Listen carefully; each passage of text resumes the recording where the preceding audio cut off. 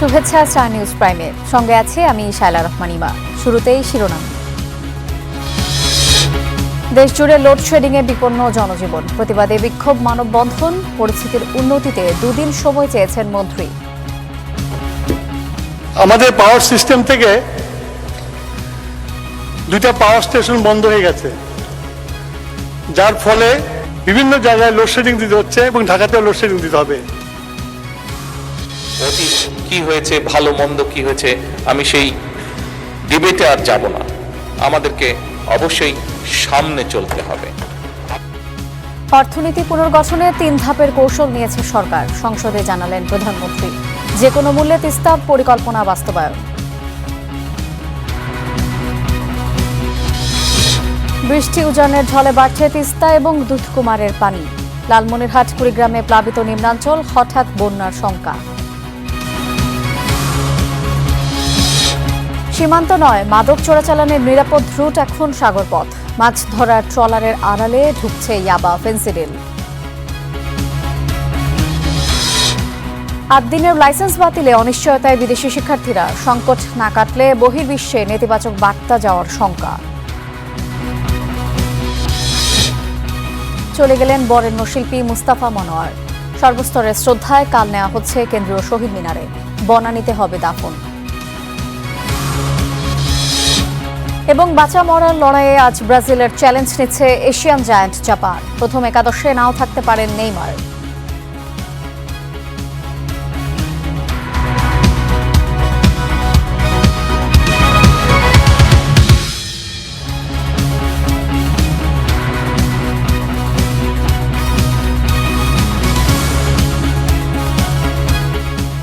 দেখছিলেন শিরোনাম, এবার বিস্তারিত। গরমের মাঝে লোডশেডিংয়ে বিপর্যস্ত সারা দেশে জনজীবন। ব্যবসা বাণিজ্যে দেখা দিয়েছে স্থবিরতা। বিভিন্ন জায়গায় বিদ্যুৎ অফিসে ঘটছে হামলা ভাঙচুরের ঘটনা। মানববন্ধনও করছেন ক্ষুব্ধ গ্রাহকরা। সংশ্লিষ্টরা বলছেন, চাহিদার তুলনায় বিদ্যুৎ না মেলায় সংকট বেড়েছে। এই চিত্র টাঙ্গাইলের। লোডশেডিংয়ের প্রতিবাদে ঢাকা টাঙ্গাইল মহাসড়ক অবরোধ করে ক্ষুব্ধ জনতার বিক্ষোভ। একদিকে তীব্র গরম, তার উপর চলছে বিশ্বকাপ ফুটবল। প্রিয় দলের ম্যাচ চলাকালে লোডশেডিংয়ের কারণে বিভিন্ন জায়গায় বিদ্যুৎ কেন্দ্রে ঘটছে হামলা ভাঙচুরের ঘটনাও।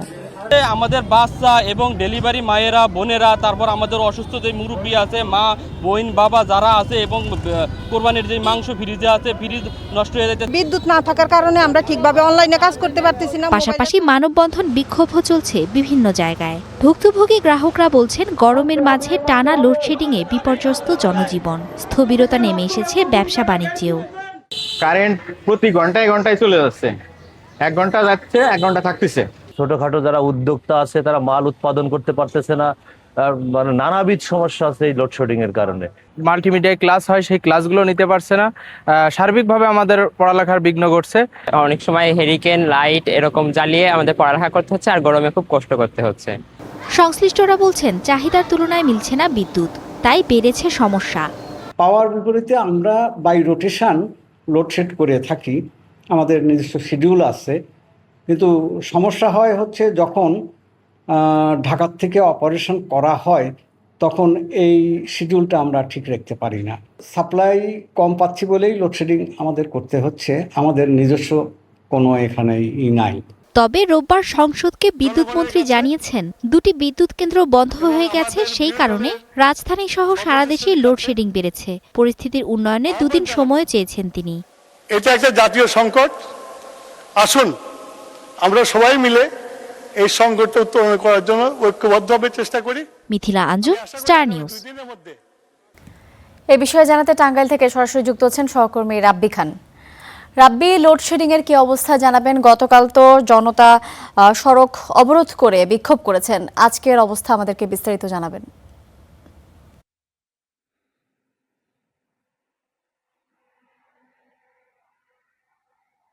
জি মা, আমি রয়েছি ঢাকা টাঙ্গাইল যমুনা সেতু মহাসড়কের মির্জাপুর উপজেলার জামরকি এলাকায়। এই এলাকায় গতকালকে যারা বিক্ষোভ করেছেন তাদের সাথে কিছুক্ষণ আগে আমার কথা হয়েছে। তারা যেমনটি বলছেন যে পল্লী বিদ্যুতের কর্তৃপক্ষ যারা রয়েছেন তারা তাদেরকে 4 তারিখ পর্যন্ত তাদের কাছে সময় চেয়েছেন এবং 4 তারিখের মধ্যে এই যে লোডশেডিং এবং ঘন ঘন যে বিদ্যুৎ বিভ্রাট সেই সমস্যার সমাধানে তারা কাজ করছেন।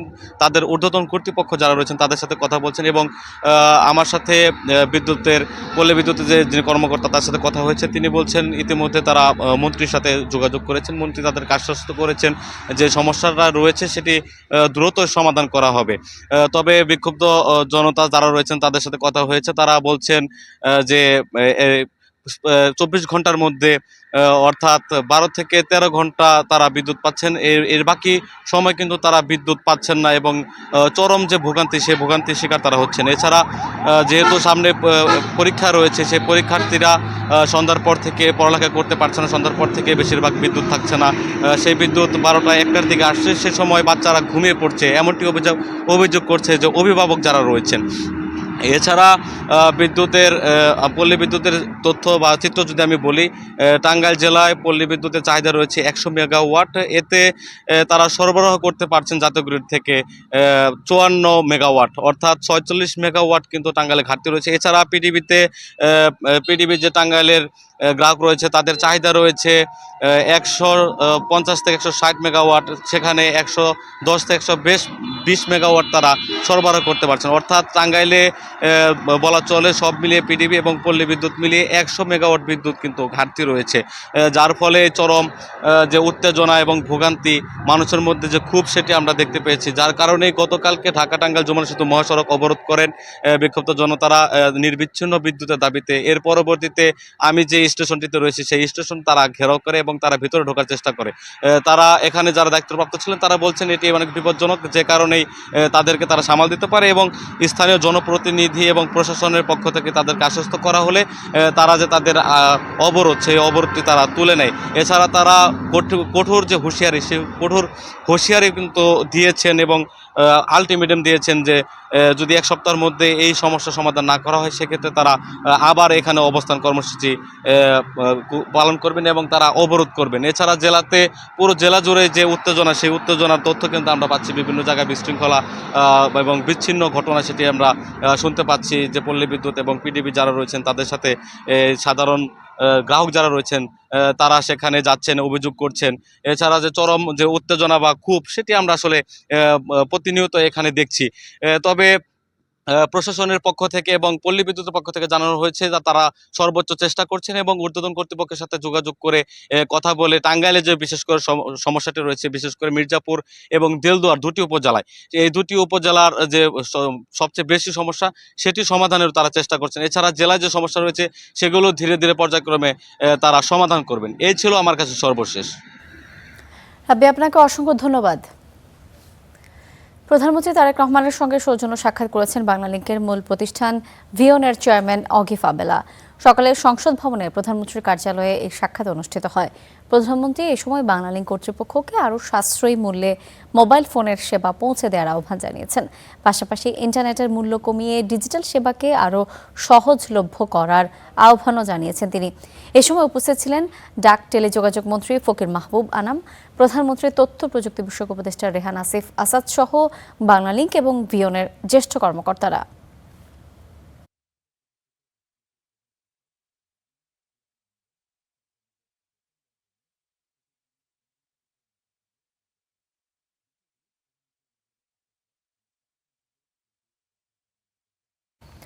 অর্থনীতি পুনরুদ্ধারে মূল্যস্ফীতি নিয়ন্ত্রণ, রাজস্ব সংস্কার, ব্যাংক খাতের পুনর্গঠন, রপ্তানি বহুমুখীকরণ এবং কর্মসংস্থান তৈরিতে 3 ধাপে কাজ করবে সরকার। বাজেট অধিবেশনে এসব কথা জানিয়েছেন প্রধানমন্ত্রী তারেক রহমান। এ সময় তিনি কালো টাকা সাদা করার সুযোগ বাতিল, ব্যাংক অ্যাকাউন্টে TIN সনদ বাধ্যতামূলক না করা সহ অর্থ বিলের জন্য বিভিন্ন সংশোধনী প্রস্তাব তুলে ধরেছেন। আর বিরোধী দলীয় নেতা অর্থবছর পরিবর্তন করে জানুয়ারি থেকে ডিসেম্বর করার প্রস্তাব দিয়েছেন। সাধারণ আলোচনা অনুষ্ঠিত হবে। 2026-27 অর্থ বছরে 9,38,000 কোটি টাকার বাজেট বাস্তবায়নে রাজস্ব বোর্ডকে 6,04,000 কোটি টাকার লক্ষ্যমাত্রা দিয়েছে সরকার। রাজস্ব আহরণে কালো টাকা সাদা করা, নতুন ব্যাংক অ্যাকাউন্ট খুলতে TIN সনদ বাধ্যতামূলক সহ নানা প্রস্তাব করা হয়েছিল বাজেটে। এর মাঝে বেশ কয়েকটি প্রস্তাব বাতিল করার সুপারিশ এসেছে অর্থ বিলে। বর্তমান সরকারে নাই, বরং সোমবার বাজেট অধিবেশনে প্রধানমন্ত্রী বলেন, কালো টাকা সাদা করার ইস্যু নিয়ে বেশ সমালোচনা হয়েছে, সে সুযোগ রাখতে চাচ্ছে না সরকার। বেশি সময় ধরে যে গভীর অর্থ বিলে বেসরকারি বিশ্ববিদ্যালয়ের আয়ের ওপর কর হার কমানোর প্রস্তাবও দেন প্রধানমন্ত্রী। এছাড়াও প্রযুক্তি, স্থানীয় উৎপাদনে বিদ্যুৎ খাত সহ নানা খাতে কাঁচামাল আমদানিতে শুল্ক সুবিধার প্রস্তাব করেন। স্বর্ণালংকারে ভ্যাট কমানো ছাড়াও ওষুধ শিল্প ও গৃহস্থালী কাজেও আমদানি করা কাঁচামাল আমদানিতে শুল্ক সুবিধা দেওয়ার প্রস্তাব দেন প্রধানমন্ত্রী। পূরণের পথে এগিয়ে চলছে। এ সময় প্রধানমন্ত্রী বলেন, অর্থনীতি পুনরুদ্ধারে মূল্যস্ফীতি নিয়ন্ত্রণ, রাজস্ব সংস্কার, ব্যাংকিং খাতের পুনর্গঠন, রপ্তানিমুখীকরণ ও কর্মসংস্থান সম্প্রসারণ করা সহ নানা উদ্যোগে 3 ধাপে কাজ করবে সরকার। বাংলাদেশের মানুষ এ সময় বাজেট আলোচনায় অর্থ বছর পরিবর্তন করে জানুয়ারি থেকে ডিসেম্বরকে সময় নির্ধারণ সহ রাজস্ব খাতে আরও গতিশীল পদক্ষেপের দাবি জানান বিরোধী দলীয় নেতা। বাজেট আলোচনায় সরকারি প্রকল্পে ব্যয়ের ক্ষেত্রে কত টাকা ব্যয় হচ্ছে তা নিয়ে না ভেবে বরং প্রকল্পগুলো রাষ্ট্র ও জনগণের কতটা কাজে আসবে সরকার সেদিক বিবেচনায় আনবে বলে জানান প্রধানমন্ত্রী। মাজহার মাহবুব, স্টার নিউজ, ঢাকা। গুরুত্বপূর্ণ কিছু ইস্যুতে সক্রিয় থাকলেও সংসদে এখনও কার্যকর বিরোধী দলের পূর্ণ ভূমিকা রাখতে পারেনি জামায়াত এবং এনসিপি, এমন মত দিয়েছেন রাজনৈতিক বিশ্লেষকরা। তবে বিরোধী দলের দাবি, অধিকাংশ সদস্য নবীন হলেও অতীতের যে কোনো বিরোধী দলের তুলনায় আরও দায়িত্বশীল এবং কার্যকর ভূমিকা রাখছেন তারা। বিস্তারিত জানাচ্ছেন মাজহারুল ইসলাম। আমরা 2026 এবং 27 প্রথমবারের মতো জাতীয় সংসদে বিরোধী দলের দায়িত্ব পালন করছে জামাত ইসলামী ও নবাগত দল জাতীয় নাগরিক পার্টি এনসিপি। জুলাই সনদ, গণভোট, অর্থনীতি, আইন শৃঙ্খলা সহ বিভিন্ন জাতীয় ইস্যুতে সংসদের ভিতরে বাইরে নিজেদের অবস্থান তুলে ধরছে দল দুটি। সরকারের বিভিন্ন সিদ্ধান্তের সমালোচনা এবং বিরোধী দলের প্রতি বৈষম্যের অভিযোগে এরই মধ্যে সংসদ থেকে 4 দফা ওয়াকআউটও করেছে তারা। আমাদেরকে আসলে সেভাবে কথা বলতে দেয়া হচ্ছে না। আমরা দেখেছি এর আগে অনেক ছোট ছোট বিরোধী দল ছিল। আওয়ামী লীগ 2001 সালে আমাদের প্রায় অর্ধেক সাইজে ছিল, তারপরেও তারা যে পরিমাণ সুযোগ পেতেন আমাদেরকে সেই পরিমাণ সুযোগ দেওয়া হচ্ছে না বলে আমরা মনে করছি, এবং বিশেষ করে বিভিন্ন নিয়মের বেড়াজালে আমাদেরকে আটকিয়ে দেওয়া হচ্ছে। যারা সরকারি দলে যারা আছেন এবং তারা যখন কথা বলেন তাদের সময়ের ক্ষেত্রে কিন্তু এটা অবারিত থাকে, কিন্তু বিরোধী দলের ক্ষেত্রে কিন্তু সেটা অবারিত থাকে না। সরকারি দল এবং বিরোধী দলের এই যে মেকানিজমটা সংসদের মধ্যে আছে তার কারণে। তবে বিরোধী দলের ভূমিকায় কিছু ক্ষেত্রে অভিজ্ঞতার ঘাটতির অভিযোগ উঠেছে তাদের বিরুদ্ধে। বিশেষ করে সংসদে ওয়াশিং মেশিন, মাইক্রো ওভেন ও পর্দা নিয়ে বিতর্কিত মন্তব্য বা জীবিত বাবাকে মুক্তিযুদ্ধে শহীদ দাবি করার মতো বক্তব্য সমালোচনার জন্ম দিয়েছে। সরকারি দল, বিরোধী দল উভয় পক্ষ থেকেই 2-1 হয়তো অনভিপ্রেত কোনো কথা বলেছেন এই সংসদে, এবং অনেকগুলো কথাই যে এটা সংসদের কার্যতালিকায় আর রাখাও হয়নি, এমন ধরনের বক্তব্য হয়তো সরকারি দলের অনেকেও দিয়েছেন, বিরোধী দলের 2-1 এটা দিয়েছেন আর কি। কিন্তু মোটা দাগে বিরোধী দলে যারা আছি আমরা সংসদে জনগণের পক্ষ থেকে জনগণের যে কনসার্নগুলো আছে এখানে উপস্থাপন করার চেষ্টা করেছি। তবে এটা মনে রাখতে হবে, সংসদ নেতা থেকে শুরু করে আমার মনে হয় প্রায় 260 or something like that সকলেই নতুন, তো কাজেই অভ্যস্ততা একটা বিষয় থাকে, কিন্তু প্রথম দিক থেকে আমরা মৌলিক বিষয়গুলো কিন্তু আমাদের বক্তব্য রেখেছি। কিন্তু রাজনৈতিক বিশ্লেষকদের মতে সামগ্রিকভাবে এখনও শক্তিশালী ও কার্যকর বিরোধী দলের অবস্থায় পৌঁছাতে পারেনি জামাত ও এনসিপি। ফলে সরকারের নীতি ও সিদ্ধান্তে তাদের প্রভাব এখনও সীমিত। বিরোধী দলগুলো আসলে প্রত্যাশিত পর্যায়ে কোনো কিছু অর্জন করতে পারছে না। আলাপ আলোচনা হচ্ছে অনেক ঐতিহাসিক বিষয় নিয়ে, অনেক কিছু বিতর্ক নিয়ে, অনেক নতুন কথা নিয়ে, অনেক ভাইরাল হওয়ার মতো কথাবার্তা আসতেছে, কিন্তু জনগণের আলটিমেটলি সংসদের যে অর্থ সেই জায়গায় কিন্তু বিরোধী দল কন্ট্রিবিউট করতে পারছে না। বিভিন্ন দেশের সংসদের কার্যপ্রণালী ভালো করে পড়ার পরামর্শ দিলেন এই বিশ্লেষক। একই সাথে সংসদ সদস্যদের নিয়ে নানা ইস্যুতে কর্মশালার আয়োজনের তাগিদও দেন তিনি। পৃথিবীর যে বিখ্যাত পার্লামেন্টগুলো আছে তাদের যে সকল ডকুমেন্টগুলো আছে একটু পড়া, কিছু ডকুমেন্টারি দেখা, এবং ওই দেশের সাংসদরা কিভাবে ভূমিকা রাখছেন সেটা একটু ফলো করা। Mazharul Islam, star news, Dhaka. বৃষ্টি উজানের ঢলে আবারও পানি বাড়ছে নদ নদীতে। খুলে রাখা হয়েছে তিস্তা ব্যারাজের সবগুলো জলকপাট। এরই মধ্যে লালমনিরহাট কুড়িগ্রামে ডুবেছে নিম্নাঞ্চল, পানিবন্দী আছেন অনেকে। আগামী 48 ঘন্টায় বৃষ্টি অব্যাহত থাকায় বন্যার পূর্বাভাস দিয়েছে পানি উন্নয়ন বোর্ড। বৃষ্টির পর উজানের ঢল, খুলে রাখা হয়েছে তিস্তা ব্যারাজের 44টি জলকপাট। হু হু করে পানি নামছে ভাটিতে, ডুবছে নিম্নাঞ্চল। এরই মধ্যে লালমনিরহাটের হাতীবান্ধা, কালীগঞ্জ, আদিতমারি ও সদর উপজেলার বেশ কিছু চরাঞ্চল প্লাবিত হয়েছে। ডুবেছে রাস্তাঘাট, ফসলের ক্ষেত। এতে বিপাকে পানিবন্দী মানুষ। বাড়ির থেকে বাইরে হবার পাচ্ছি না, মানে আমার ছাওয়া পোয়া বা গরু বাছুর নিয়ে বিভিন্ন জ্বালা, খুব কষ্টে আছি আমরা। মানে বাদ তো সম্ভাবনা বাদ ঠিকই না থাকে, আর গরুর পরিস্থিতি তো খুব খারাপ, আসলে শরৎ নামার কোনো বুদ্ধি নেই। কালকে থেকে আমার খাওয়া দাওয়া বন্ধ, আকাশকে সব চলে গেছে, খাবার পাইছিল। স্থানীয়দের দাবি, এ নিয়ে 2 সপ্তাহে 4 দফা পানিবন্দী হলেন তারা। বারবার ফসলের ক্ষেত ডুবে যাওয়ায় ক্ষতির মুখে চাষিরা। ধানের গাজা টাজা সব চলে গেছে, ডুবে গেছে। ভাত টাত গরু ছাগলটা ধরি খুব মুসিবত পড়ছি। 2 সপ্তাহ ধরিয়ে বারবার বন্যা হইতেছে ক্ষেতপালা নষ্ট হয়েছে, বাদাম ক্ষেত নষ্ট হয়েছে, আমন ধানের বেচন ফেলা হচ্ছে, এগুলো নষ্ট হয়েছে। পানি বাড়ছে দুধকুমার সহ আরও কয়েকটি নদীতে। সেখানকারও কিছু চরাঞ্চল প্লাবিত হয়েছে। ভোগান্তিতে মানুষ। আগামী 48 ঘন্টায় বৃষ্টি অব্যাহত থাকার পূর্বাভাস দিয়েছে পানি উন্নয়ন বোর্ড। শঙ্কা আছে বন্যার। নদী তীরবর্তী বাসিন্দাদের সতর্ক থাকার পরামর্শ কর্মকর্তাদের। আগামী 48 ঘন্টায় দেশে এবং উজানে ভারী বৃষ্টিপাতের কারণে তিস্তা নদীর পানি বিপদ সীমার কাছাকাছি বা উপর দিয়ে প্রবাহিত হতে পারে। পানির উঠা নামার কারণে বেশ কিছু ঝুঁকিপূর্ণ পয়েন্ট রয়েছে। আমরা পানি উন্নয়ন বোর্ড সার্বক্ষণিক নজরদারিতে রেখেছি। বন্যা মোকাবিলায় প্রস্তুতি আছে বলেও জানিয়েছে প্রশাসন। Rizvi Habib, star news. লালমনিরহাটে তিস্তা পাড় থেকে এই বিষয়ে বিস্তারিত জানাতে সরাসরি যুক্ত হচ্ছেন সহকর্মী সাব্বির আহমেদ। সাব্বির, বন্যার পূর্বাভাস তো দেয়া রয়েছে, কিন্তু তিস্তা পাড়ের সবশেষ কি পরিস্থিতি আপনি দেখতে পাচ্ছেন, বিস্তারিত জানাবেন।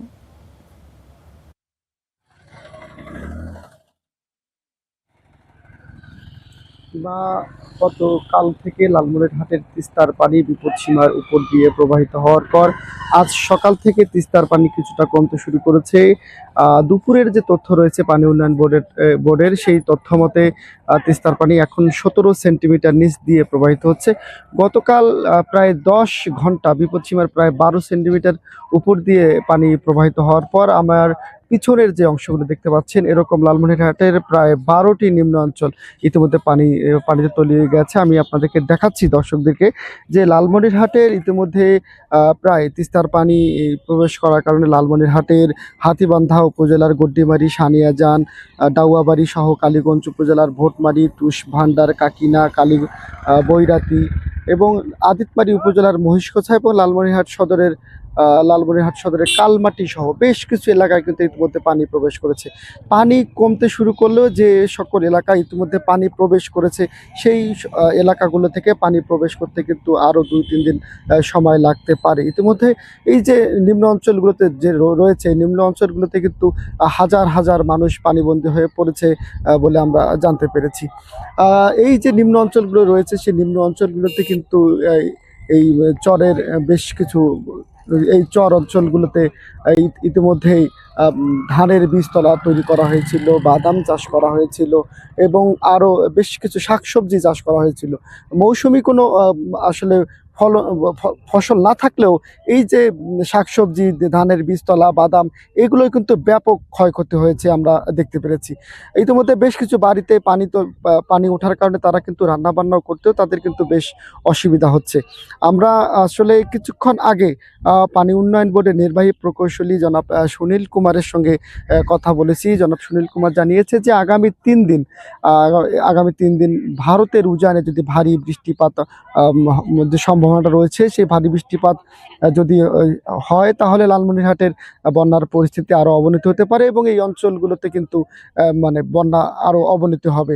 এই অঞ্চলগুলো কিন্তু আপনাকে জানিয়ে রেখে আজ সহ মোট 4 বার এই 2 সপ্তাহের ব্যবধানে 4 বার বন্যার পরিস্থিতি এসেছে। এই 4 বার বন্যার কারণে মানুষের কিন্তু ব্যাপক ক্ষয়ক্ষতি হয়েছে। কিছুক্ষণ আগে আমি এই বন্যার পরিস্থিতি মানুষদের সঙ্গে কথা বলছি, তারা জানিয়েছে যে লালমনিরহাটে গত 2 সপ্তাহে যেহেতু 4-5 বার বন্যা আসছে, তারা কিন্তু অর্থনৈতিকভাবে ব্যাপক ক্ষয়ক্ষতির মুখে পড়েছে এবং তাদের দাবি হচ্ছে তিস্তা মহাপরিকল্পনা যেন বাস্তবায়ন করা হয়। এই যে পানিগুলো, সাব্বির, আপনাকে অসংখ্য ধন্যবাদ। আমরা আবারও আপনার সঙ্গে যুক্ত হব, তিস্তা পাড়ের খবর জানবো। এবার আমরা চলে যাচ্ছি কুড়িগ্রামে। আমাদের আরেক সহকর্মী রয়েছেন মোহাম্মদ জুবাইর, আমাদেরকে জানাবেন যে দুধকুমার নদীর পানি বাড়ছে, কুড়িগ্রামের নিম্নাঞ্চলের কি অবস্থা, বন্যার শঙ্কা রয়েছে কিনা, বিস্তারিত জানাবেন।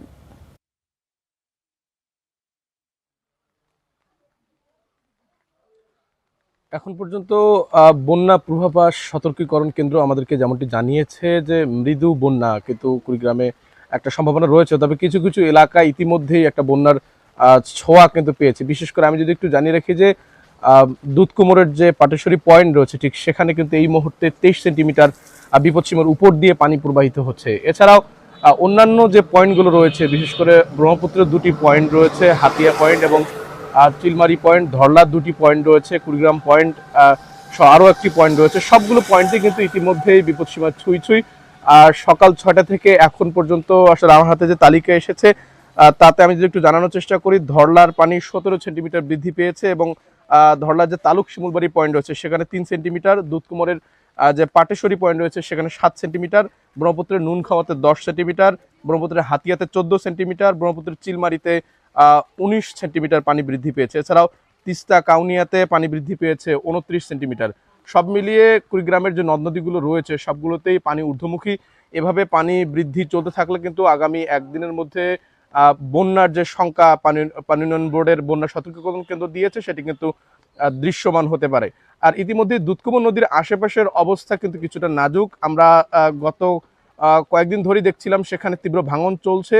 পানি বৃদ্ধির সাথে সাথে ভাঙন কিন্তু আরও তীব্রতর হয়েছে। ইতিমধ্যেই পানি উন্নয়ন বোর্ড জানিয়েছে 36টি পয়েন্টে তীব্র ভাঙন চলছে। পাশাপাশি তারা কাজ করছেন 11টি পয়েন্টে। পানি উন্নয়ন বোর্ডের কেন্দ্রীয় যে সিদ্ধান্ত সেটি আসার অপেক্ষা, বাকি পয়েন্টগুলোর কাজ অপেক্ষমান রয়েছে। এখানকার স্থানীয় যে সংসদ সদস্য রয়েছে আমরা তার সাথে যোগাযোগ করার চেষ্টা করেছি। তিনি আমাকে যেমনটি জানিয়েছেন যে বিভিন্ন পয়েন্টে তাদের যে বাজেট আছে সেই অনুযায়ী তারা কিন্তু জিও ব্যাগ ফেলে প্রাথমিকভাবে যে ভাঙন রক্ষার কাজ সেটি কিন্তু করার চেষ্টা তারা করছেন। তো এই ছিল আমার কাছে পানি বৃদ্ধির সর্বশেষ। জুবায়ের, ধন্যবাদ আপনাকে। চীনমৈত্রী সম্মেলন কেন্দ্রে এই মুহূর্তে ইনোভেশন আইডিয়া শোকেসিং অনুষ্ঠানে যোগ দিয়েছেন প্রধানমন্ত্রী তারেক রহমান। আমরা সরাসরি যাচ্ছি সেখানে। এবং বাহিনীর প্রতি গভীর অঙ্গীকারের উজ্জ্বল দৃষ্টান্ত।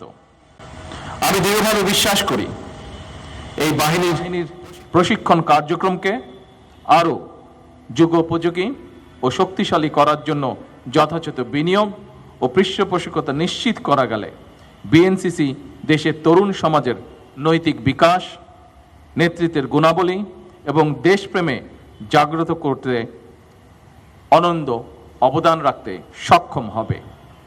প্রিয় ক্যাডেটবৃন্দ, তোমরা দেশের বিভিন্ন প্রান্ত থেকে অতি অল্প সময়ের মধ্যে এখানে সমবেত হয়েছ এবং কঠোর অনুশীলনের মাধ্যমে আজ সবার সামনে চমৎকার এবং উন্নত মানের সুশৃঙ্খল প্যারেড উপহার দিয়েছ।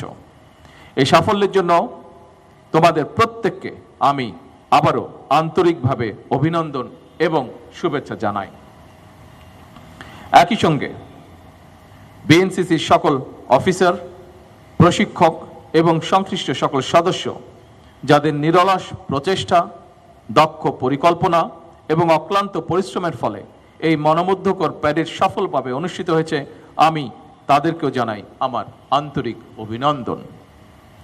পরিশেষে তোমাদের সকলের উজ্জ্বল ভবিষ্যৎ, সুস্বাস্থ্য, নিরাপত্তা এবং সাফল্য কামনা করছে। মহান আল্লাহ রাব্বুল আলামিন তোমাদের জীবনের প্রতিটি পদক্ষেপে সহায় হন, এই প্রার্থনা জানিয়ে আমি আমার বক্তব্য শেষ করছি। আল্লাহ হাফেজ। বাংলাদেশ জিন্দাবাদ।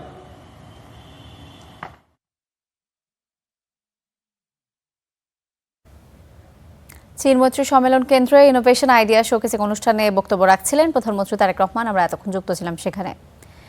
এদিকে সীমান্তে কাটছে না উত্তেজনা। মেহেরপুরে আবারও 10 জনকে পুশিনের চেষ্টা করেছে বিএসএফ, তবে বিজিবির বাধায় তা ব্যর্থ হয়েছে। আর কুড়িগ্রামের রৌমারীতে টানা 15 দিন ধরে শূন্য রেখায় অবস্থান করছেন 3 যুবক। একের পর এক পুশিন চেষ্টা, তার সাথে বিএসএফ এর সড়ক নির্মাণের উদ্যোগ, এ নিয়ে কয়েকদিন ধরেই উত্তেজনা চলছে মেহেরপুর সীমান্তে। এর মাঝে আবারও সেই মেহেরপুরেই 10 জনকে বাংলাদেশে ঠেলে পাঠানোর চেষ্টা করল বিএসএফ। নাজিরাকোনা সীমান্ত দিয়ে এসব মানুষকে পুশিনের চেষ্টা করা হয়, তবে তা প্রতিহত করছে বিজিবি, সাথে ছিল গ্রামবাসীও। পুশিন কিন্তু এখন পর্যন্ত সফল হয়নি, আমরা কিন্তু আটকাতে পেরেছি এবং ধরতেও পেরেছি। ওরা যেভাবেই চেষ্টা করুক না কেন, সবগুলাকে ট্যাকেল দেওয়ার জন্য আপনারা আমাদের টেকনিক্যাল সক্ষমতা বলেন, আমাদের জনবল বৃদ্ধি বলেন, স্থানীয় লোকজনের সাথে আমাদের কোলাবোরেশন বলেন, সবগুলা ক্ষেত্রে আসলে এখন আমরা মোটামুটি আগের চাইতে অনেক বেশি গভীরভাবে এবং আরো অনেক বেশি কৌশলী কার্যকারীভাবেই পদক্ষেপগুলো নিয়েছি। বদলায়নি কুড়িগ্রামের রৌমারীর ভন্দুরচর সীমান্তের শূন্যরেখার চিত্র। টানা 15 দিন ধরে খোলা আকাশের নিচে অবস্থান করছেন 3 যুবক। সব মিলিয়ে উদ্বেগ আতঙ্কে স্থানীয়রা। প্রশ্ন, কবে স্বাভাবিক হবে সীমান্ত, কমবে উত্তেজনা? অনেক আতঙ্ক আছে এলাকার জনগণ। এ নিয়ে পুশিং নিয়ে ঝামেলা আছে, আমরা পুশিং নিয়ে সারা রাত পাহারা করি, টহল করি এখানে। কালকে একটু উত্তেজনা বেশি হয়েছিল, তারা অ্যাম্বুশ নিয়ে আছে, তারা এমন ভাব করছে যে মনে করেন যে কখন গোলাগুলি বেঁধে যায়। সীমান্ত সুরক্ষায় জোরদার আছে বিজিবির টহল। Desk report, star news. Meherpur Nazirpur সীমান্ত দিয়ে আবারও 10 জনকে পুশিনের চেষ্টা করেছে বিএসএফ, তবে বিজিবির বাধায় তা ব্যর্থ হয়েছে। এ বিষয়ে বিস্তারিত জানাতে সরাসরি যুক্ত হচ্ছেন সহকর্মী রাশেদুজ্জামান। রাশেদ, আমাদেরকে জানাবেন যে পতাকা বৈঠকের কোনো তথ্য আপনার কাছে রয়েছে কিনা এবং মেহেরপুর সীমান্ত পরিস্থিতি এখন কেমন দেখতে পাচ্ছেন, বিস্তারিত জানাবেন। সীমান্তে কোনোভাবেই যে অস্থিরতা, সেই অস্থিরতা কমছে না, কারণ 2 দিন পুশিন বন্ধ থাকার পর আবারও নতুন করে আজ সকালে মেহেরপুর মুজিবনগর উপজেলার যে নাজিরাকোনা সীমান্ত রয়েছে সেখান দিয়ে 10 জনকে পুশিনের খবর আমরা পেয়েছি, সেটি আজ সকালে। এবং পুশিন হওয়ার পরপরই কিন্তু তাদেরকে বিজিবি এবং স্থানীয়রা তাদের রুখে দেয় এবং তারপর শূন্য রেখা যে 110 নম্বর পিলার রয়েছে সেই পিলারে তাদেরকে ভারতীয় ভূখণ্ডে তাদেরকে দিয়ে আসে। তারপর থেকে তারা পাট ক্ষেতের মধ্যে রয়েছে, তাদের এখনো সন্ধান মেলেনি। গতকালকে কাজীপুরের একটি সীমান্তে একটি সড়ক নির্মাণকে কেন্দ্র করে বিজিবি এবং বিএসএফ এর মধ্যে একটি উত্তেজনা তৈরি হয় এবং সেখান থেকে আজকে কিছুক্ষণ আগে একটি পতাকা বৈঠক অনুষ্ঠিত হয় এবং সেই পতাকা বৈঠকেও অমীমাংসিতভাবে শেষ হয়, অর্থাৎ কোনো সিদ্ধান্তবিহীন সেটি শেষ হয়। এবং পরবর্তী পর্যায়ে সেক্টর পর্যায়ে যে একটি পতাকা বৈঠকের একটি সিদ্ধান্ত নিয়েছে, সেই চিঠি কিছুক্ষণ আগে বিজিবির তরফ থেকে বিএসএফ কে দেওয়া হয়েছে এবং তারপরেই সময় নির্ধারণ করার পর একটি পতাকা বৈঠকটি অনুষ্ঠিত হবে, সেটি সেক্টর কমান্ডার পর্যায়ে। কোনোভাবেই এক দিন এক সীমান্ত তারা বেছে নেয়। এর আগে আমরা যেটি দেখছিলাম যে গাংনী উপজেলার বিভিন্ন সীমান্ত দিয়ে তারা পুশিন করেছে, তার আগে সদর উপজেলার একটি সীমান্ত দিয়ে পুশিন করেছে, আজকে আবার নতুন করে মুজিবনগর সীমান্তের নাজিরাকোনা সীমান্ত দিয়ে পুশিন করা হয়েছে। অর্থাৎ বলা যাচ্ছে যে ঘন যে পাট ক্ষেত ঝোপঝাড় যেগুলো রয়েছে যেসব অঞ্চলে, সেই অঞ্চল দিয়েই তারা মূলত পুশিনটা করছেন। সেখানে তারা যে সুযোগটি পাচ্ছেন যে উচ্চ ফসলের কারণে ওপারে কোনোভাবেই দেখা সম্ভব হচ্ছে না বিজিবি বা স্থানীয়দের, সেই সুযোগটি তারা নিচ্ছেন। তবে বিজিবি স্থানীয়দের সহায়তায় টহল জোরদার করেছে, যে কোনো পুশিন মোকাবেলায় তারা সবসময় সজাগ রয়েছে এবং তারা বলছেন কোনোভাবে অবৈধ অনুপ্রবেশ তারা মেনে নেবে না। এই ছিল সীমান্তের সর্বশেষ পরিস্থিতি। ইমা, রাশেদ, আপনাকে অসংখ্য ধন্যবাদ। সীমান্ত নয়, এখন মাদক এবং চোরাচালানকারীদের নিরাপদ রুট হয়ে উঠছে সাগরপথ। মাছ ধরার ট্রলারের আড়ালে ইয়াবা, ফেন্সিডিল সহ শুল্ক ফাঁকি দেওয়া বিভিন্ন পণ্য ঢুকছে দেশে। বড় বড় চালান জব্দ হলেও মূল হোতারা থেকে যাচ্ছে ধরা ছোঁয়ার বাইরে। পটুয়াখালী থেকে বিস্তারিত জানাচ্ছেন আব্দুস সালাম আরিফ। বঙ্গোপসাগরের বিস্তীর্ণ জলরাশি, প্রতিদিন শত শত মাছ ধরা ট্রলার যাতায়াত করে উপকূলের বিভিন্ন ঘাট এবং মৎস্য বন্দরে। কিন্তু এসব ট্রলার কি শুধু মাছই পরিবহন করে? গত বছরের 28 ফেব্রুয়ারি কুয়াকাটা সংলগ্ন বঙ্গোপসাগরের একটি মাছ ধরা ট্রলার থেকে উদ্ধার করা হয় 1 লাখ পিস ইয়াবা। একই বছরের 28 আগস্ট পটুয়াখালীর লোহালিয়া ব্রিজ সংলগ্ন এলাকা থেকে একটি ট্রলারে পাওয়া যায় 681 বস্তা বিদেশি সুপারি, যা সাগরপথে মিয়ানমার থেকে আনা হয়েছিল। চলতি বছরের 20 মার্চ বাউফলের কালাইয়া বন্দর এলাকায় অভিযান চালিয়ে উদ্ধার করা হয় 334 বস্তা পপি বীজ এবং 574 বস্তা সুপারি। আর গত 17 মে জব্দ করা হয় আরও 681 বস্তা বিদেশি সুপারি। অনুসন্ধান বলছে উপকূলীয় জেলা পটুয়াখালীর কুয়াকাটা, রাঙাবালি, গলাচিপা এবং বাউফলের নদী ও সাগর মোহনার অসংখ্য রুট ব্যবহার করছে সংঘবদ্ধ চোরাকারবারি চক্র। জব্দ হওয়া এসব চালানের পেছনে রয়েছে শক্তিশালী সিন্ডিকেট। বারবার চালান ধরা পড়লেও মূল কারবারিরা থেকে যাচ্ছে আড়ালে। প্রশ্ন উঠেছে, কারা নিয়ন্ত্রণ করছে এই চোরাচালান নেটওয়ার্ক? মাদক একটা ব্যাধি, এই ব্যাধিকে সামাজিক ব্যাধি, এই ব্যাধিকে আমরা পটুয়াখালীতে কিছুতেই প্রশ্রয় দেব না। আইনশৃঙ্খলা বাহিনী বলছে উপকূলীয় এলাকায় বাড়ানো হয়েছে নজরদারি, টহল জোরদার করা হয়েছে সমুদ্র এবং নদীপথে। যারা এই রুটগুলো ব্যবহার করে মাদক এবং প্লাস চোরা মালামাল এনে থাকে তাদেরকে অবশ্যই আইনের আওতায় এনে তাদেরকে আমরা কোর্টে সোপর্দ করব। বিশেষজ্ঞদের মতে চালান জব্দের পাশাপাশি আমদানিকারক এবং উপকূল ভিত্তিক সিন্ডিকেটকে আইনের আওতায় আনতে না পারলে বন্ধ করা কঠিন হবে সাগর পথে মাদক এবং চোরাচালান। Desk report, star news. Ad-din হাসপাতালের লাইসেন্স বাতিলের ঘটনায় চরম শঙ্কায় পড়েছেন ভারত, নেপাল এবং মালদ্বীপ থেকে আসা শিক্ষার্থীরা। বিশেষ করে ভারতের কঠোর মেডিকেল গাইডলাইন অনুযায়ী মাঝপথে অন্য প্রতিষ্ঠানে স্থানান্তরের সুযোগও নেই তাদের। বিশেষজ্ঞরা বলছেন এই সংকটের সমাধান না হলে বিদেশি শিক্ষার্থীরা মুখ ফিরিয়ে নেবে বাংলাদেশ থেকে। এতে নেতিবাচক তথ্য যাবে আন্তর্জাতিক অঙ্গনে। বিস্তারিত জানাচ্ছেন হাবিবুর রহমান অভি। বাংলাদেশে উৎকণ্ঠায় দিন কাটছে কাশ্মীরি শিক্ষার্থী তাবিন্দার। চিকিৎসক হওয়ার স্বপ্ন নিয়ে 2 বছর আগে ভর্তি হয়েছিলেন ঢাকার মগবাজারের আদ্দিন উইমেন্স মেডিকেল কলেজ হাসপাতালে। কিন্তু হাসপাতালটির লাইসেন্স বাতিলের কারণে এখন তার দুচোখে শুধুই অন্ধকার। খরচ হয়ে গেছে পরিবারের 32 লাখ টাকা। ভবিষ্যতও অনিশ্চিত। Cancellation of the license, we were very disheartened and we couldn't sleep and we were not even able to focus on our studies, which also gave a huge setback. তার মতন একই রকম উদ্বেগে আছেন আরও 200-র বেশি বিদেশি শিক্ষার্থী, 2 জন বাদে যাদের সবাই ভারতীয় নাগরিক, বিশেষ করে কাশ্মীর অঞ্চলের শিক্ষার্থী।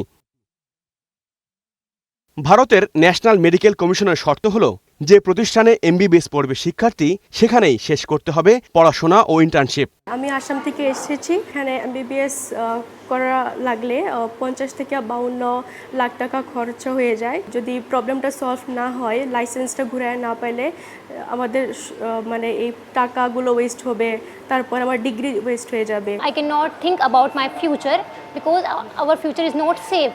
এমন পরিস্থিতিতে উদ্বেগ জানালেন বিএনপিপন্থী চিকিৎসকদের সংগঠন ড্যাবের সিনিয়র এই নেতা। এই মেসেজটা বিদেশে গেলে এই বিদেশ থেকে কোনো ছাত্রছাত্রী এদেশে আর পড়তে আসবে না। একটা প্রতিষ্ঠানকে রুগীরা যেখানে সার্ভিস পাচ্ছে, যেখানে কম মূল্যের চিকিৎসা পাচ্ছে, অবিলম্বে এই হাসপাতালের লাইসেন্স ফিরিয়ে দিয়ে দোষী ব্যক্তিদেরকে আওতায় এনে এই কলেজ এবং চিকিৎসা ব্যবস্থাটাকে যাতে সুন্দরভাবে রান করতে পারে এই ব্যবস্থা করা উচিত। জনস্বাস্থ্যবিদরা বলছেন ঢাকায় এমনিতেই স্বাস্থ্যসেবা প্রতিষ্ঠানের অভাব, তাই হাসপাতাল বন্ধ না করে অন্য ব্যবস্থা নেওয়া দরকার।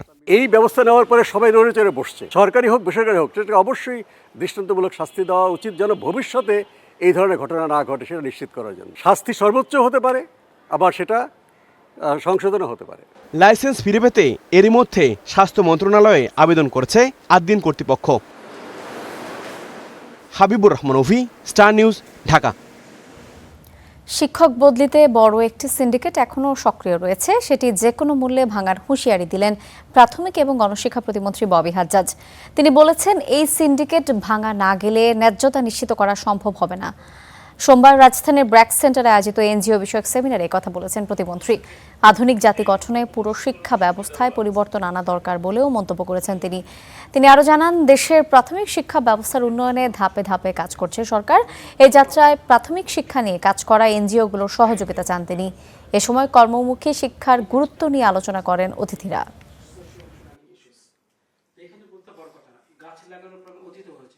যে এক এলাকায় যেখানে খালি আছে সেখানে সে চাকরি নেয়ার সাথে সাথে তার অন্য এলাকায় বিয়ে হয়ে গেছে, এখন তার যেতে হবে। তো এইগুলো প্রবলেম আছে, we face it on daily basis, এবং এই জায়গায় সিন্ডিকেট তৈরি হয়। তো এইসব সিন্ডিকেট তো আমরাই চাই ভাঙতে, ভাই। আমরা চাই না তো এইসব সিন্ডিকেট। আমরা চাই যদি এখানে কোনো ইনকাম জেনারেশনের জায়গা থাকে সেটা যেন আমার টিচারের কাছে যায়, ভাই। নিজের ঘর থেকে শিশু শ্রম বন্ধে সবাইকে সচেতন হবার আহ্বান জানিয়েছেন শ্রম এবং কর্মসংস্থান মন্ত্রী আরিফুল হক চৌধুরী। রাজধানীর কৃষিবিদ ইনস্টিটিউশনে বিশ্ব শিশু শ্রম প্রতিরোধ দিবস উপলক্ষে আয়োজিত সভায় এই আহ্বান জানান তিনি। জনসচেতনতা তৈরিতে কনভেনশন সেন্টারে সুধী সমাবেশের পরিবর্তে মসজিদে ইমামরা আরও বেশি কার্যকর এবং গুরুত্বপূর্ণ ভূমিকা রাখতে পারে বলেও মন্তব্য করেন তিনি। পাশাপাশি ছোট ছোট পাইলট প্রকল্পের মাধ্যমে প্রান্তিক পর্যায়ে শিশু শ্রম বন্ধে কাজ করা প্রয়োজন বলেও মত দেন তিনি।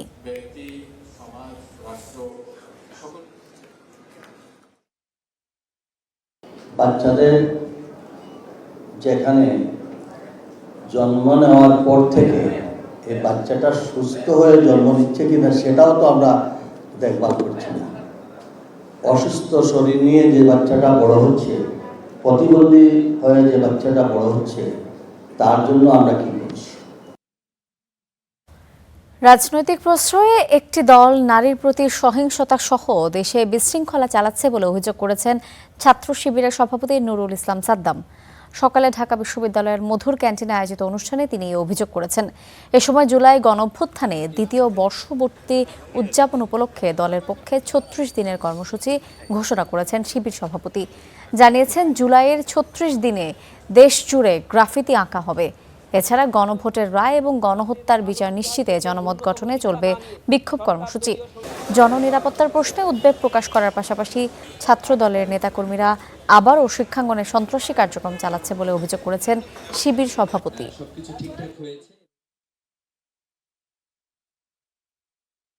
অভ্যুত্থানের দ্বিতীয় বর্ষপূর্তিতে এসে আমরা অত্যন্ত ক্ষোভের সাথে লক্ষ্য করছি দেশ আজ আরও একটি আকাঙ্ক্ষা ভঙ্গের নির্মম বাস্তবতার দিকে ধাবিত হচ্ছে।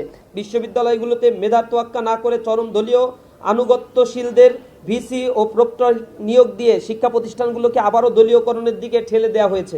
জুলাই পরবর্তী যে হত্যাকাণ্ডের ঘটনা ঘটেছে, বিশেষ করে শহীদ শরীফ ওসমান বিন হাদির হত্যাকাণ্ডের তদন্ত প্রতিবেদন এখন পর্যন্ত জমা হয় নাই। এটা নিয়েও তালবাহানা করা হচ্ছে। এবং হেয়ারকাট বাতিল এবং ব্যাংকের কার্যক্রম স্বাভাবিক করার দাবিতে চট্টগ্রামে বিক্ষোভ করেছেন সম্মিলিত ইসলামী ব্যাংকের ভুক্তভোগী গ্রাহকরা। সকালে নগরের কোতোয়ালিতে বাংলাদেশ ব্যাংকের আঞ্চলিক শাখার সামনে অবস্থান নিয়ে মানববন্ধন এবং বিক্ষোভ কর্মসূচি পালন করেন তারা। সোমবার সকাল 11টার কিছু পর চট্টগ্রামের নিউ মার্কেট মোড়ে জড়ো হন শতাধিক আমানতকারী। এই সময় তারা মিছিল করে বাংলাদেশ ব্যাংকের আঞ্চলিক শাখার সামনে গিয়ে স্লোগান দিতে শুরু করেন এবং এক পর্যায়ে অবস্থান কর্মসূচি পালন করেন।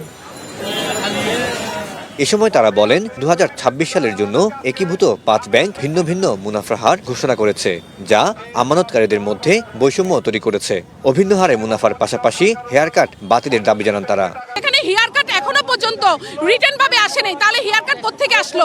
এই হেয়ার কাট বাতিল করে এই ব্যাংকগুলোকে বাঁচার জন্য আপনারা সুযোগ করে দিবেন। আমাদের দাবি দুইটা, হেয়ার কাট বাতিল করে স্বাভাবিক লেনদেন করেন, এর বাইরে না। এদিকে মেয়াদ উত্তীর্ণ এফডিএ ডিপিএস এর অর্থ পূর্বের চুক্তি অনুযায়ী পরিশোধেরও দাবি জানায় আন্দোলনকারীরা। স্কিম অনুযায়ী টাকা দিচ্ছে, কিন্তু আমাদের স্কিম অনুযায়ী কোনো টাকা দিচ্ছে না। এরা মিথ্যাচার করছে, ব্যাংকে বলে যে আমরা কোনো টাকা পাই নাই। আমরা হেয়ার কাট চাই না, হেয়ার কাট বাতিল চাই, ব্যাংক স্যাম্পল লেনদেন স্বাভাবিক চাই। আমাদের টাকা দেওয়ার কথা ছিল, যেটা আমরা কোনো টাকা পাচ্ছি না। একটি প্রতিনিধি দল বাংলাদেশ ব্যাংকের চট্টগ্রাম আঞ্চলিক শাখায় গিয়ে ঊর্ধ্বতন কর্তৃপক্ষের সঙ্গে দেখা করেন। তারা শুধু শান্তিপূর্ণভাবে আসছে, আপনারা দেখতেছেন, এবং শান্তিপূর্ণভাবে তারা চলে যাচ্ছে।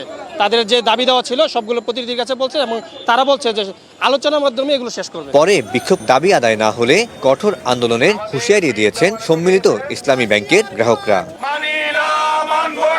Syed Tamim Mahmud, star news, Chattogram. চলে গেলেন বরেণ্য চিত্রশিল্পী এবং পাপেট শিল্পের পথিকৃৎ মুস্তাফা মনোয়ার। সোমবার সকালে চিকিৎসাধীন অবস্থায় রাজধানীর একটি বেসরকারি হাসপাতালে মৃত্যুবরণ করেন তিনি। আগামীকাল কেন্দ্রীয় শহীদ মিনারে সর্বস্তরে শ্রদ্ধা নিবেদনের পর বনানী কবরস্থানে সমাধিত হবেন তিনি।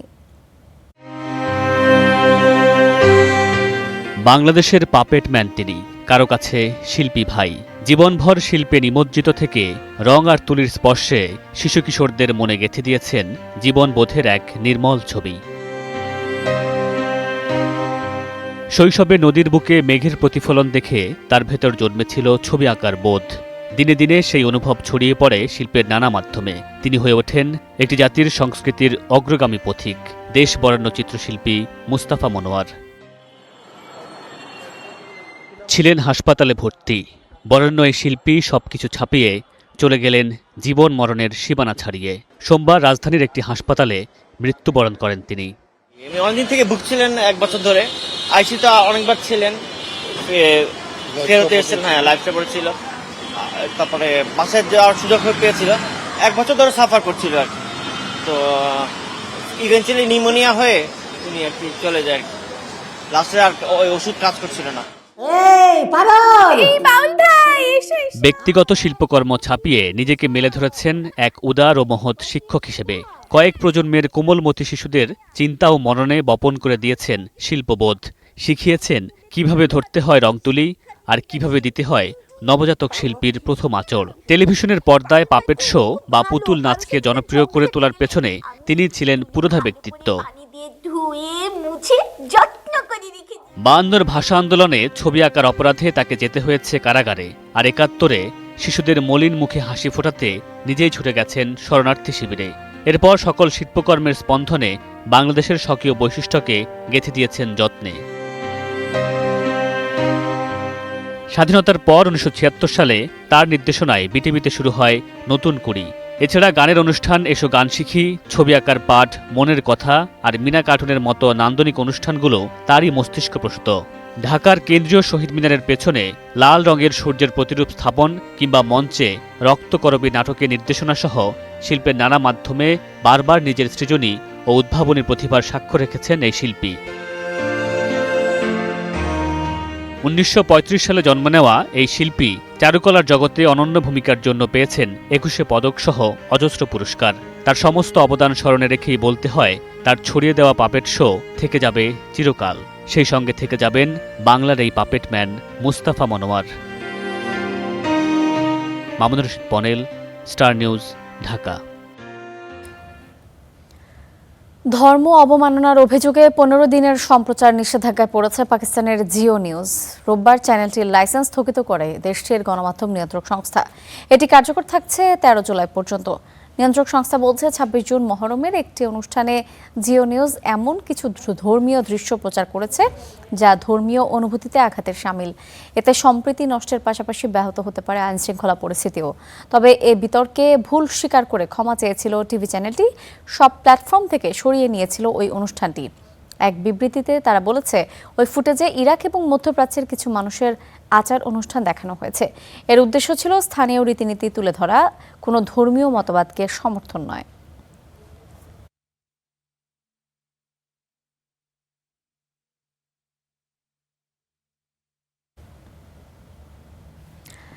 যুক্তরাষ্ট্রের হামলার জবাবে বাহরাইন এবং কুয়েতে অবস্থিত 8টি মার্কিন ঘাঁটি ধ্বংসের দাবি করেছে ইরান। হরমুজে নিজেদের নিয়ন্ত্রণ ধরে রাখার পাশাপাশি লেবানন থেকে ইসরায়েলি সেনা প্রত্যাহারের একটি সুস্পষ্ট সময়সূচি চেয়েছে তেহরান। এদিকে মার্কিন সংবাদ মাধ্যম এক্সিওস জানিয়েছে, যুক্তরাষ্ট্র এবং ইরান নতুন করে হামলা বন্ধ এবং দোহায় বৈঠকে বসতে রাজি হয়েছে।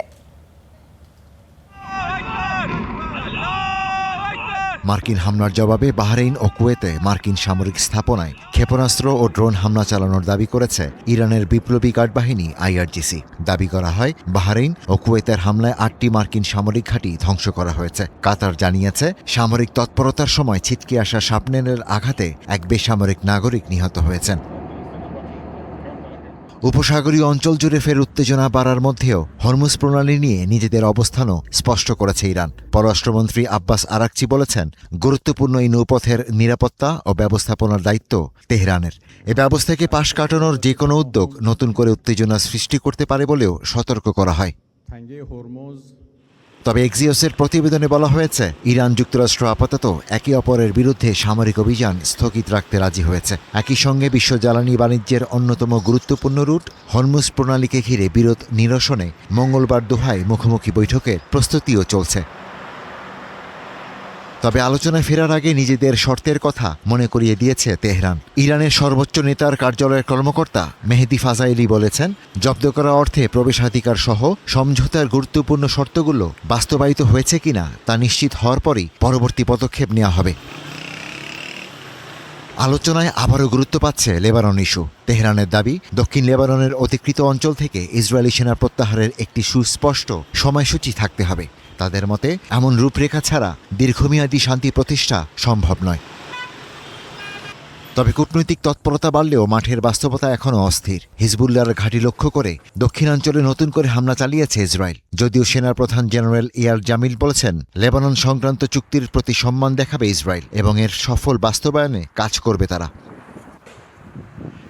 এদিকে লেবাননে চলমান সংঘাতের মধ্যেই গাজায় নতুন প্রাণহানির খবর এসেছে। আর সিরিয়া সতর্ক করে বলেছে, ইসরায়েলে চলমান সামরিক অভিযান পুরো অঞ্চলকে আবারও বৃহত্তর সংঘাতের দিকে ঠেলে দিতে পারে।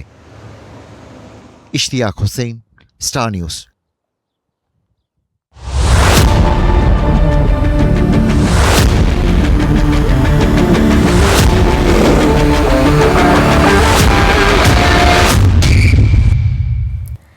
হিউস্টনের এনার্জি স্টেডিয়ামে মঞ্চ প্রস্তুত। একদিকে 5 বারের বিশ্ব চ্যাম্পিয়ন ব্রাজিলের সাম্বা জাদু, অন্যদিকে ট্যাকটিক্যাল শৃঙ্খলায় মোড়ানো জাপানের নিখুঁত লড়াই। বিশ্বকাপ 2026-এর শেষ 32-এর এই হাই ভোল্টেজ দ্বৈরথ লিখতে পারে এক মহানাটকীয় আখ্যান। ম্যাচ শুরু বাংলাদেশ সময় রাত 11টায়।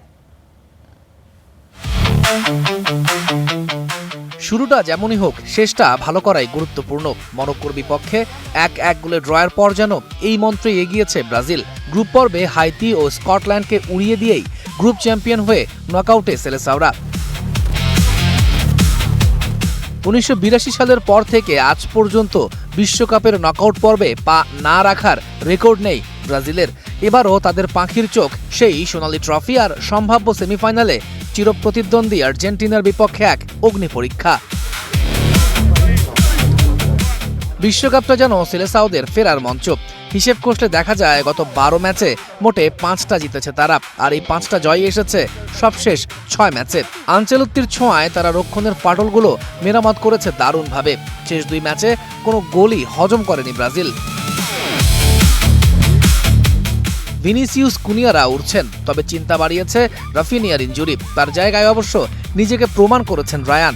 চোট কাটিয়ে নেইমারের ফেরার সুখবর দিয়েছেন আনচেলত্তি, তবে স্টার্টিং 11-এ তাকে দেখা যাবে কিনা তা নিশ্চিত করেননি। জাপান যে সত্যি ভীষণ প্রতিদ্বন্দ্বিতাপূর্ণ একটি দল সেটি আমরা আগেই বুঝতে পেরেছি। তারা বিশ্বের অন্যতম সেরা দল। ফিফার র্যাঙ্কিংয়ে তাদের অবস্থান 17তম।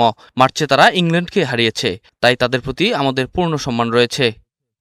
ব্রাজিলের ডিফেন্স লাইন চুরমার করে গেল অক্টোবরে 3-2 গোলের জয় নিয়ে মাঠ ছেড়েছিল জাপান। নকআউটে তাদের একমাত্র আত্মবিশ্বাসের জায়গাও সেটি, যদিও সে ম্যাচে মাগালায়েস আর মার্কিনিয়সরা ছিলেন না। তারপরও 14 বারের চেষ্টায় ব্লু সামুরাইদের সেলেসাও বধ এখনও উজ্জ্বল।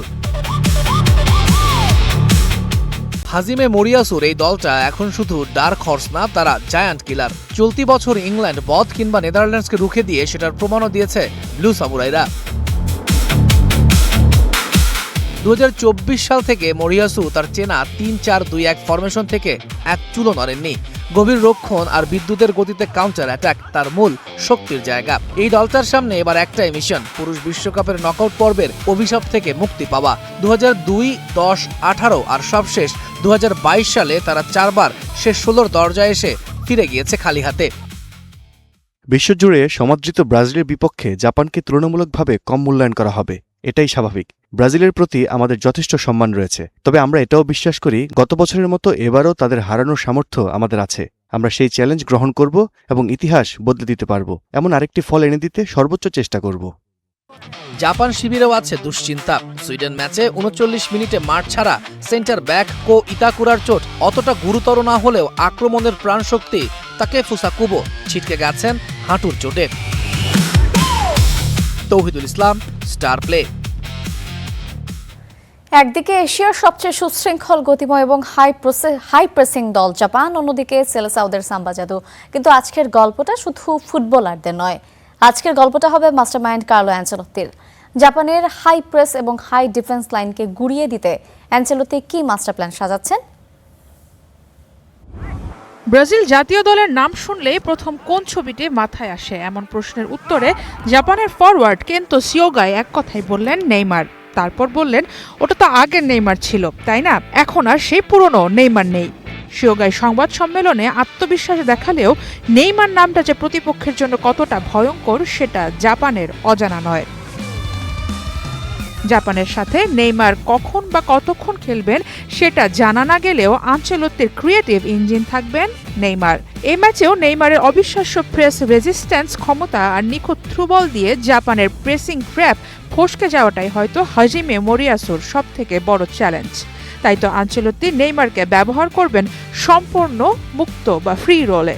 তিনি প্রথাগত কোনো উইঙ্গার না, বরং খেলবেন সেন্ট্রাল অ্যাটাকিং মিডফিল্ডার বা নাম্বার 10 পজিশনে।